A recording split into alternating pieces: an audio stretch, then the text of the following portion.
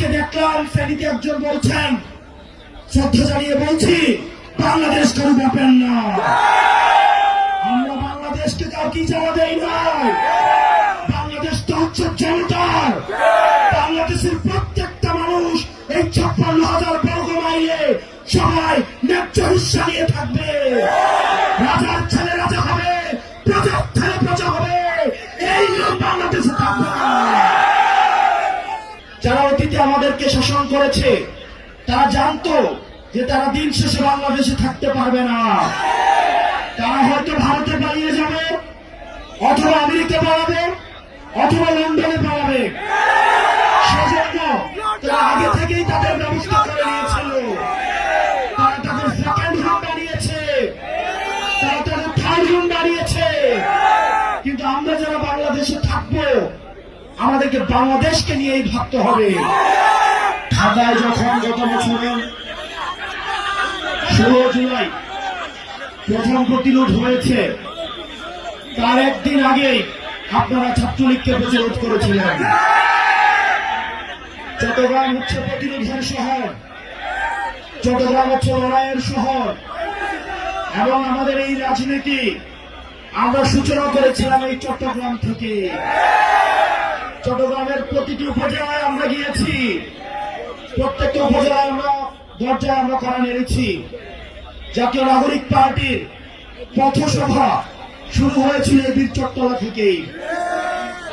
প্রিয় সহযোদ্ধা, আমি আপনাদের দিকে তাকাচ্ছিলাম এবং একটা জিনিস দেখছিলাম, এখানে আপনারা বেশিরভাগ যারা আছেন সবাই আমাদের সমসাময়িক। আমরা সফলভাবে আমরা স্বৈরাচারের পতন ঘটাতে পেরেছি, কিন্তু আমরা সফলভাবে রাষ্ট্র গঠন করতে পারিনি। আমাদেরকে এখন রাষ্ট্র গঠনে মনোযোগ দিতে হবে। প্রিয় চট্টগ্রামবাসী, যারা অতীতে আমাদেরকে শাসন করেছে তারা জানতো যে তারা দিন শেষে বাংলাদেশে থাকতে পারবে না। তারা হয়তো ভারতে পালিয়ে যাবে, অথবা আমেরিকা পালাবে, অথবা লন্ডনে পালাবে। সেজন্য তারা আগে থেকেই তাদের ব্যবস্থা করে নিয়েছিল। তারা তাদের সেকেন্ড হোম বানিয়েছে, তারা তাদের থার্ড হোম বানিয়েছে। কিন্তু আমরা যারা বাংলাদেশে থাকবো, আমাদেরকে বাংলাদেশকে নিয়েই ভাবতে হবে। প্রিয় চট্টগ্রামের তরুণ প্রজন্ম, আমাদের অতীত প্রজন্ম আমাদের জন্য কিছু রেখে যায় নাই। তারা আমাদের একটা ভঙ্গুর অর্থনীতি দিয়ে গিয়েছে, একটা ভঙ্গুর শিক্ষা ব্যবস্থা দিয়ে গিয়েছে, তারা আমাদের একটা ভঙ্গুর স্বাস্থ্য ব্যবস্থা দিয়ে গিয়েছে, আমাদের মধ্যে সাম্প্রদায়িক সংঘর্ষ দিয়ে গিয়েছে, আমাদের মধ্যে কলহ দিয়ে গিয়েছে, পাহাড় এবং সমতল সংঘর্ষ দিয়ে গিয়েছে। আমরা যারা এই প্রজন্মের রয়েছি, আমাদেরকে দায়িত্ব তুলে নিতে হবে। এই সব সমস্যার আমাদেরকে সমাধান করতে হবে। আপনারা যদি সামনে এগিয়ে আসেন, এই তরুণ প্রজন্ম যদি দায়িত্ব নেয়, আমরা বিশ্বাস করি এই তরুণ প্রজন্মকে অর্থ দিয়ে কেনা যায় না, এই তরুণ প্রজন্মকে লোভ দিয়ে কেনা যায় না। হাসিনা চেষ্টা করেছিল কিন্তু কিনতে পারে নাই। এই তরুণ প্রজন্ম চাষলে ইতিহাস তৈরি হবে। চট্টগ্রামবাসী, আমাদের রাষ্ট্র ব্যবস্থা গঠনে আপনাদেরকে সামনে এগিয়ে আসতে হবে। প্রিয় তরুণ প্রজন্ম, আপনাদেরকে মাথায় রাখতে হবে, আমরা এখন বর্তমানে যে কার্যক্রমগুলো করব সেগুলোর ফলাফল আমাদের ভবিষ্যতে আমাদের ভবিষ্যৎ প্রজন্ম পাবে। বর্তমানের কাঠগড়ায় যেভাবে অতীত প্রজন্মকে আমরা দায়বদ্ধ করি, আমরা যদি বর্তমানে আমাদের দায়িত্ব পালন করতে না পারি, তাহলে ভবিষ্যতের কাঠগড়ায় আমরা দায়বদ্ধ হব।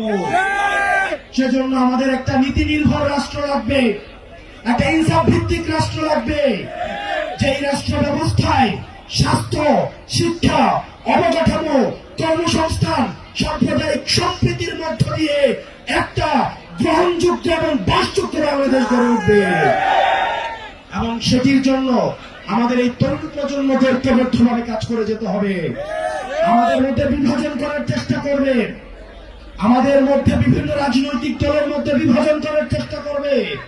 বাংলাদেশের ফ্যাসিবাদ বিরোধী প্রত্যেকটি রাজনৈতিক দলকে বলবো, আজকে আজকে দেখলাম শ্রেণীতে একজন বলছেন, শ্রদ্ধা জানিয়ে বলছি, বাংলাদেশ কারো ব্যাপার না। আমরা বাংলাদেশকে কাউকে জানা দেই নাই। বাংলাদেশ তো হচ্ছে জনতার।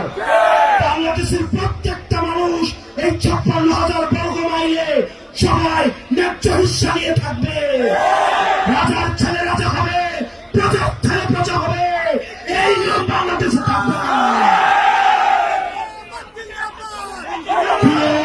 চট্টগ্রামবাসী, আমাদের ঐক্যবদ্ধভাবে কাজ করতে হবে।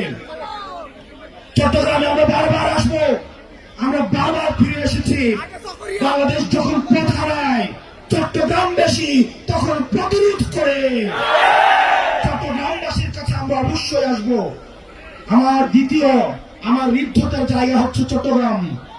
আমি যখন বৈষম্য বিরোধী ছাত্র আন্দোলনের দায়িত্ব পালন করেছি, পরবর্তীতে জাতীয় নাগরিক পার্টির দায়িত্ব পালন করছি, চট্টগ্রামের সাথে ঋদ্ধতাপূর্ণ সম্পর্ক গড়ে উঠেছে। আপনাদের সবার কাছে আমার আহ্বান থাকবে, সাংগঠনিক গাঁথুনি শক্ত করার জন্য আপনারা ওয়ার্ডে, আপনারা উপজেলায় গ্রুপিং দলাদলি বাদ দিয়ে বাংলাদেশের স্বার্থে, এনসিপির স্বার্থে সবাই ঐক্যবদ্ধভাবে কাজ করুন। আমরা জানি যারা আপা বলেন যে পথটা লম্বা অনেক চ্যালেঞ্জিং, কিন্তু আমরা যদি ঘুরে দাঁড়াই তার ইতিহাস তৈরি হবে। আপনারা সবাই ভালো থাকবেন, সুস্থ থাকবেন। আমরা সবাই একসাথে বলবো, ইনকিলাব ইনকিলাব।